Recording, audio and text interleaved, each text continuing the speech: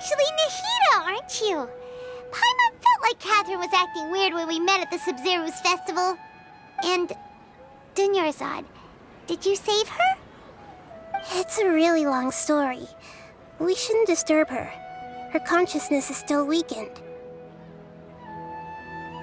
Let's chat somewhere else. How about by the traveler's favorite bench?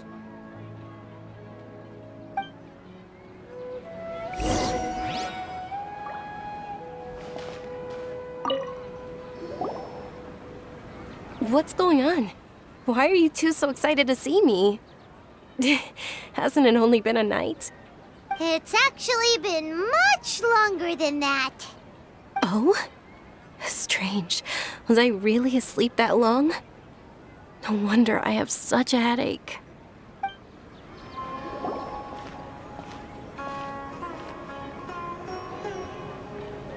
Let's talk about Dunyarzad first. It's such a relief that she's all right. After we parted on the last day of the Sumeru's festival, I left the city and saw what the traveler had described. Among the countless dreams, I found one that was growing fainter and fainter. This proved my suspicion. Once Dunyarzad could no longer bear the Akasha harvesting her dreams, her consciousness began to dissipate. But this also meant it escaped the Akasha's control. Such a small fragment of consciousness can't last for very long, though. It will return to its original dream, where both will gradually fade until they completely disappear. I used all the power I had to keep her dying dream alive as long as possible, but it still wouldn't have lasted for much longer if it hadn't been for you two breaking the samsara. So it looks like we did manage to save Dunyarzad in the end. Not a moment too soon. Huh? Why are you two smiling so happily? I thought you'd be so moved that you'd start crying. I need to spend more time observing human emotions. Both are fine. Everyone reacts differently. All right. You two must have a lot of other questions for me, right? After all, you saved my faithful believer. As your reward, I will answer any and all questions. To be accurate, I'm using the Akasha as a medium to occupy Katheryne's consciousness. How did you do that? Poor Katheryne. Does this mean you can also occupy other people's consciousnesses? Theoretically, I can enter anyone's mind as long as they're wearing their Akasha terminal. The Akasha is the legacy of Greater Lord Rukkhadevata. As Lesser Lord Kusanali and the first Akasha terminal, my consciousness has always been linked to the Akasha. I've always respected my people's free will, so I've never actually occupied their consciousness. When necessary, I just borrow this bionic Snezhnayan puppet. Hold on. Did we just learn some deep, dark secret? So Katheryne is... No wonder Paimon felt something was off about her. What about your own body? Why do you need to borrow other people's? Don't you live in the sanctuary of Surasthana? That story begins a long time ago. After Greater Lord Rukkhadevata disappeared, the sages found my newly born self and took me back to Sumeru. At that time, I was young and weak. The sages kept me in the sanctuary of Surasthana, ostensibly for the sake of protecting me. But I've hardly heard from them since. However, I do understand that they had hoped to find Greater Lord Rukkhadevata instead of me, a symbol of her passing. So, the sages basically put their new Archon under house arrest? How dare they!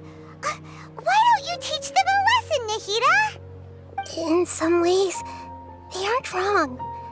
Greater Lord Rukkhadevata was omniscient and omnipotent. Even after her death, the Akasha is still empowering this nation. And I'm still really far away from being able to call myself the God of Wisdom. Moreover, The academia is also more proficient at governing this country. My existence has little meaning. Yeah, you got a lot of believers. Just look at the Sub-Zero's festival. Everyone who showed up truly loves you. Thank you for the kind words. But I honestly don't need physical freedom as long as I can connect my consciousness to the Akasha.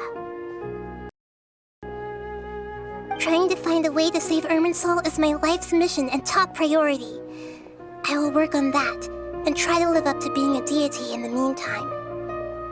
Every once in a while, I will also take up the duties of the God of Wisdom and enlighten a lost soul here and there. Doing all that should be enough.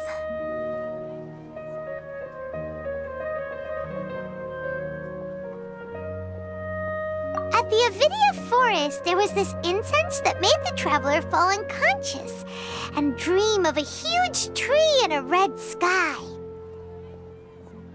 You also heard someone's voice, right? It said world and forget me. Yeah, so you do know! We've been wanting to ask you what that was about, and if the red sky was related to Conria. It seems like the traveler established a connection to Irminsul. That was a message left by Greater Lord Rukkhadevata's residual consciousness in Irminsul. Perhaps her last memory before she died. As you two probably know, Greater Lord Rukkhadevata disappeared after the disaster in Conria. The timings of these events do line up, so your suspicions are reasonable. A message from Greater Lord Rukkhadevata? We thought it was from the Scarlet King. The Scarlet King? That god who died even longer ago? Some present-day desert dwellers still worship him. You probably just heard some of their conspiracies. Okay, so what does the message mean?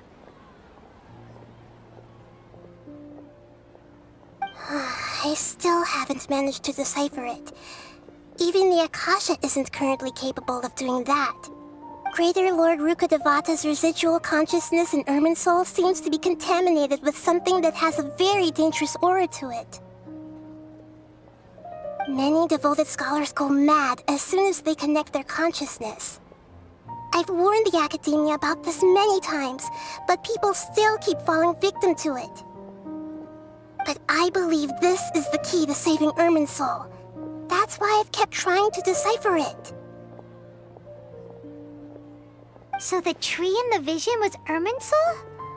Oh, Tighnari also said that Irminsul is sick! Is it because of the contaminated consciousness? But even if you can't figure out what that vision was all about, it seems like our search for you was all in vain. The traveler wasn't affected after coming in contact with that consciousness. I've never seen anyone like that. With you here, we may have a chance at deciphering it. No, we must decipher its secrets. I've already eliminated all other factors that might affect Irminsul. This is the only one left. This puzzle has life and death at stake. It could determine Irminsul's fate, as well as Tevat's.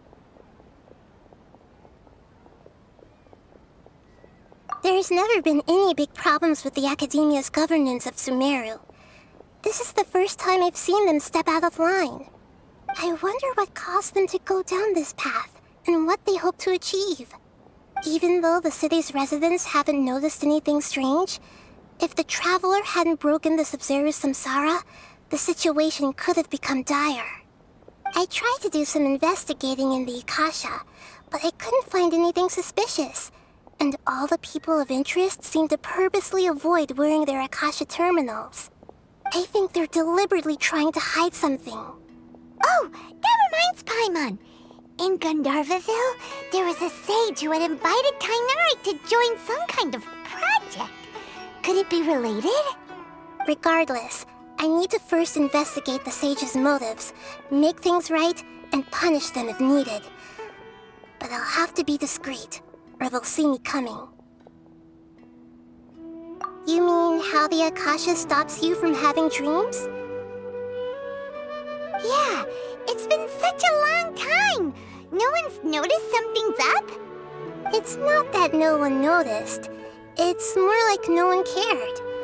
Ultimately, it's all rooted in the sage's misdirection. Misdirection?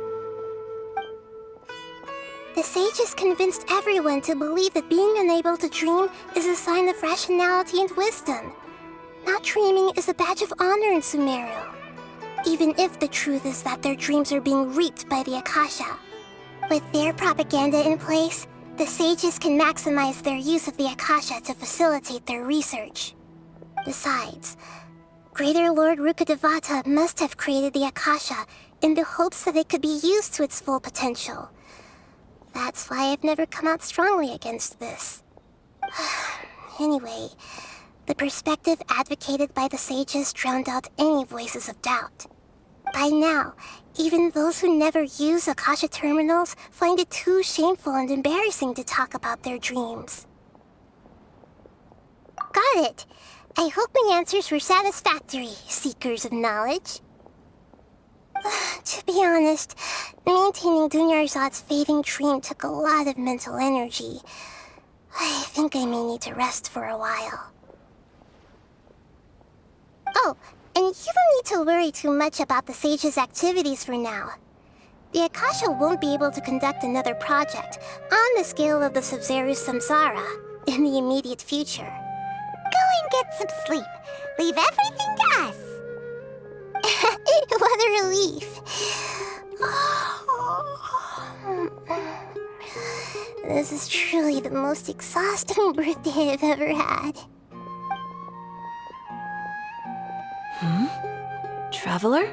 Paimon? Why am I here? Do either of you know? Maybe you were sleepwalking. You know you can't wake up a sleepwalker. We happened to walk by, so we thought we'd wait for you to wake up. I see. I should visit my maintenance personnel sometime. Oh, I'm fine. I better go. Thank you.